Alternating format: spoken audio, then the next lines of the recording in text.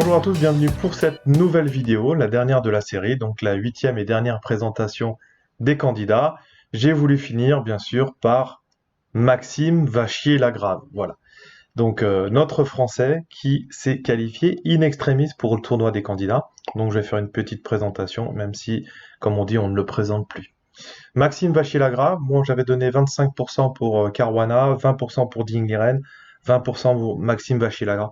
On va dire que je pense que c'est le trio de tête. Voilà. J'espère quand même que Maxime Vachier-Lagrave ne sera pas gêné par son mental, parce qu'on a vu quand même pour se qualifier, même si il avait, je trouve, des trucs qui étaient pas cool contre lui, l'histoire de Jiri qui joue pas l'Open de l'île de Man, les Russes qui savaient qu'ils avaient une wild card, même si, donc voilà, il n'était pas dans les meilleures conditions pour se qualifier, mais bon, voilà, si on veut être champion du monde, bah, il faut passer par là, et j'espère que son mental ne jouera pas. Pareil, la préparation, vu qu'il a tardé pour être qualifié, donc quel sera l'état de sa préparation? Voilà, moi je suis intimement convaincu que depuis longtemps il prépare des répertoires d'ouverture un petit peu différents. Est-ce que la Grande il va la jouer? On verra. Pareil, j'ai hâte de savoir ce qui va se passer en tous les cas. Et quelles seront les ouvertures qui seront on va dire, les stars de ce tournoi des candidats. Donc Maxime Vachier-Lagrave, c'est un joueur d'échecs français, il est né le 21 octobre 1990 à Nogent-sur-Marne. Donc on a vu un petit peu hein, tous les Yann, Maxime, etc. C'est à peu près la même génération. Grand maître international depuis 2005, donc à 15 ans. En juillet 2019, il devient le numéro 1 mondial en blitz avec un classement Elo en blitz de 2948 points. En septembre 2019, il devient numéro 1 mondial en partie rapide avec un Elo rapide de 2867 points. Ça veut dire quoi? Ça veut dire que si il est challenger de Carlsen, je peux vous dire que Carlsen, il essaiera de gagner pendant les parties lentes, alors que contre Caruana, il essaiera de gagner pendant les parties rapides comme il l'a fait en 2018. Voilà. Et je vous rappelle quand même qu'en 2019, Maxime Vachier-Lagrave, il a battu Carlsen dans un mini-match. Donc je pense que voilà, il serait pas vraiment contre Carlsen que ce soit Maxime. Qualification du tournoi des candidats, bah, c'est le remplacement de Temur Radjabov, qui s'est désisté parce que les organisateurs ont pas voulu euh, décaler le tournoi à cause du coronavirus. Enfin, ils voulaient que ça soit déplacé. Les organisateurs n'ont pas voulu, donc il s'est désisté. Et du coup, Maxime Vachier-Lagrave s'est qualifié dans sa position de deuxième à la moyenne des Hello entre février 2019 et janvier 2020. Oui, c'est ça. Son meilleur classement Elo, 2819 points obtenus en 2016. Voilà, donc bon, voilà, on va voir ce que ça va donner. Comme je vous l'ai dit, voilà. Mais par exemple, MVL, c'est quand même celui qui avait cassé la série de non-défaites de la part de Ding Liren. Et comme je vous l'ai dit, il a battu Carlsen en mini-match. Donc voilà. Puis bon, il est français, donc on est forcément un petit peu chauvin. Donc en tous les cas, je vous ai trouvé une belle position. On se retrouve sur l'échiquier pour voir et essayer de jouer comme MVL. Alors nous voici sur une position entre Robert Fontaine, 2567, et Maxime qui était 2595, lors du championnat de France qui s'est déroulé à Aix-les-Bains en 2007. Alors j'aime bien cette partie, parce que pour être tout à fait exact, au 10e coup, on a Robert qui avait joué fou à 3, qui attaquait la tour de Maxime en F8. Alors Maxime, il cherche même pas. E4 direct, perte de la qualité pour la paire de fous et puis le centre et puis les blancs un petit peu qui ont du mal un petit peu à jouer. Mais bon voilà, la position ici, ça paraît complètement fou quoi hein, d'avoir joué délibérément ça. Je vois pas, c'est pas possible que ça soit une boulette. Hein. Donc peut-être qu'il avait obligation de gagner avec les noirs. Je me souviens plus exactement du scénario de ce championnat de France. Toujours est-il que finalement Maxime se retrouve dans cette position au 23e coup. Robert vient de jouer tour D5 et pardon, il vient menacer à la fois la dame et de prendre sur, F5, sachant que le cavalier va être replié, mais il y a la tour qui est non défendue, etc. Voilà. Donc, position assez difficile pour les noirs, et vous allez vous mettre dans la peau de Maxime. D'accord, je vais peut-être vous mettre du côté des noirs d'ailleurs. Voilà, on est du côté des noirs. Donc, vous faites pause et vous essayez de trouver le coup qui a été joué par Maxime dans cette position. Alors voilà, dans cette position, le bon coup pour l'ordinateur, mais qui est difficile pour les humains, enfin, je ne sais pas, C'était dame F8 ici. Dame F8, fou E4, cavalier F6.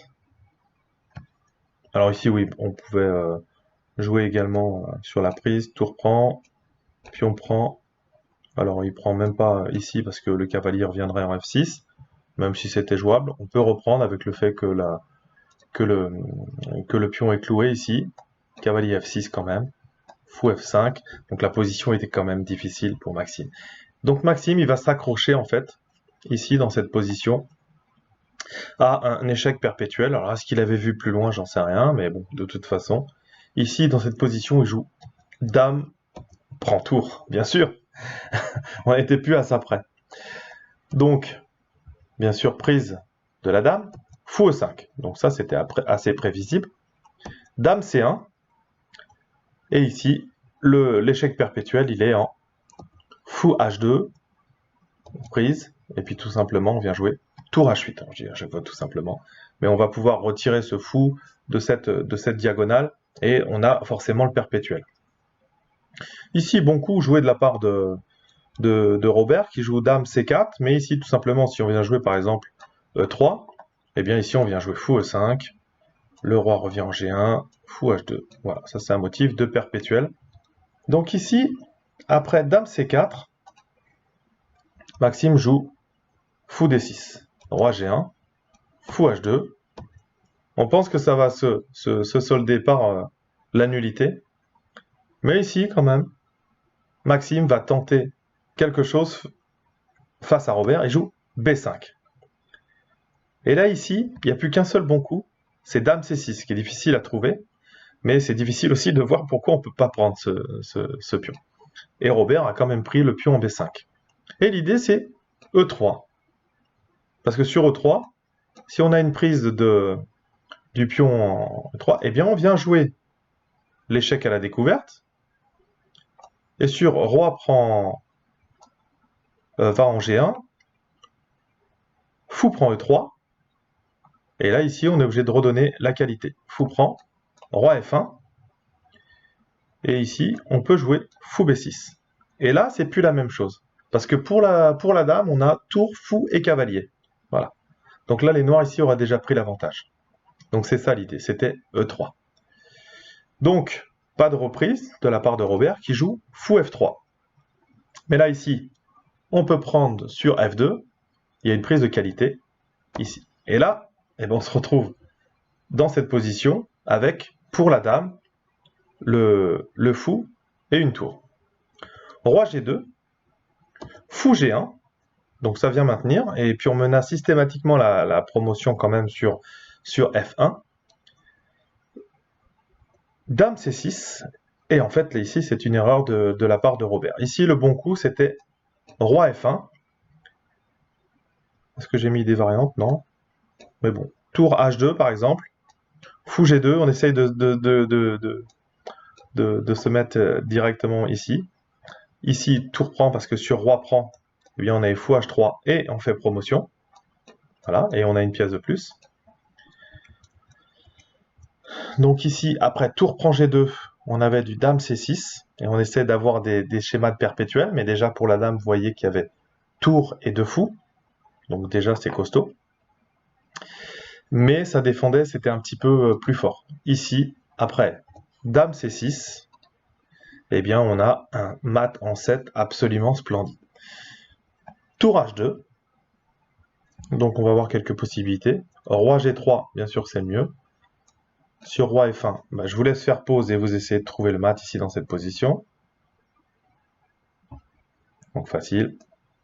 Fou prend, fou G2 et fou prend mat. Magnifique. Donc après tour H2, seul coup. Roi G3. Donc là ici, si vous avez envie de chercher, vous faites pause et vous essayez de trouver. Il y a un mat en 6 ici et un seul coup est très fort. Et puis il y en a un autre que je vais vous montrer mais qui ne l'est pas. Donc là ici, forcément, on se dit promotion. Donc si on se jette sur la dame ici, eh bien c'est pas le meilleur parce que ici, dame C7, eh bien les blancs ont un échec perpétuel parce que la dame est assez mal placée. Donc malgré les 2 pièces de moins, ici on a un perpétuel. Par exemple ici, on va avoir des échecs sur case noire à chaque fois.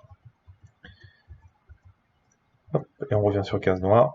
Hop, et on est revenu sur la position du départ, F8, etc. Donc ici, il y avait un perpétuel. Voilà. Donc, mais après G3, eh bien, le coup splendide, c'est une sous-promotion. Promotion en cavalier. Roi F4. Donc là, ici, il n'y avait qu'une seule possibilité. Donc Roi F4. Tour H4. Roi G5. Donc sur Roi E5, donc on avait plusieurs maths, mais on avait Fou H2, mat. Et ou alors on avait Fou D4, mat. Et après Tour H4, on a également Fou G4, bon, ça fait que sacrifier. Et on a exactement le même mat avec Fou D4, Fou H2, même Tour E4. Voilà. Donc forcément Robert joue Roi G5 ici. Fou E3, on sacrifie la tour. Mais après G5, Roi H5, Cavalier G3, échec, Roi H6 et G4, mat. Voilà, donc bon, Robert avait abandonné un coup avant. Mais ici, après, on a vraiment un mat absolument somptueux. Après, Dame C6, donc Tour H2, Roi G3, sous promotion, promotion cavalier, échec, Roi F4, Tour H4, si on veut poursuivre un petit peu, Roi G5, Fou E3, on donne la tour, G5, échec, Roi H5, Cavalier G3, Roi H6 et G4. Magnifique. Bon, bah, j'espère que Maxime il va nous en sortir des comme ça. Mais c'est parti complètement folle, la qualité directe après le premier coup. Il n'y a même pas de compensation avec un pion, c'est juste du dynamique. Est-ce qu'il devait gagner? Je n'en sais rien. Finalement, il réussit à activer toutes ses pièces. Et c'est vraiment là où il est très très fort. Et puis ensuite, la fin en apothéose avec la sous-promotion et puis ce mat en 7. Très belle partie que j'aime beaucoup. Voilà, je voulais vous la montrer. Et donc, j'espère que vous avez apprécié. Voilà, le tournoi des candidats commence mardi 17. Donc, normalement, cet après-midi. Midi pour nous. Donc voilà, ce soir vous aurez déjà les résumés des premières rondes. Allez Maxime, et puis bah, faites-nous rêver, et puis comme on dit, que le meilleur gagne. Donc travaillez bien, Facebook, Twitter, www.chesstrainer2000.com pour voir le direct. Vous pouvez aller sur le site, vous cliquez sur direct et vous verrez les parties en direct. Vous aurez les 4 parties, il n'y a aucun problème. Donc n'hésitez pas à y aller. Pour ceux qui peuvent et qui veulent me soutenir, n'hésitez pas non plus. En tous les cas, likez, partagez. En attendant, je vous dis courage, travaillez bien et à bientôt. Ciao, ciao.